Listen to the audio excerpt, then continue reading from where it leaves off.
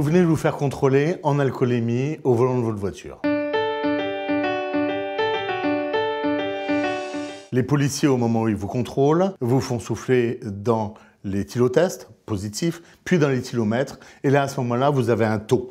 Vous êtes au-dessus du taux légal, vous êtes en délit, donc vous êtes au-dessus de 0,40. Qu'est-ce qui va se passer? Immédiatement, le policier retient votre permis de conduire et va vous l'échanger contre un avis de rétention immédiat du permis de conduire. Cet avis de rétention du permis de conduire n'a de valeur que pendant 72 heures. Passé ce délai de 72 heures, il ne vaudra plus rien. Ce délai de 3 jours va permettre au préfet de prendre un arrêté de suspension préfectorale de 1 à 6 mois. 6 mois, c'est un délai colossal. Quand vous avez besoin de travailler et de conduire tous les jours parce que vous êtes VTC, vous êtes taxi, vous êtes livreur, c'est le chômage. Il faut trouver une solution. Votre avocat, expert du code de la route, va contester cet avis de rétention préfectorale. Va le contester devant le tribunal administratif pour que vous ayez la possibilité, sur des vices de procédure, de recommencer à conduire immédiatement. C'est la partie administrative. Postérieurement, vous aurez la possibilité d'être convoqué devant le tribunal correctionnel. Devant le tribunal correctionnel, il faudra vous défendre. Il faut absolument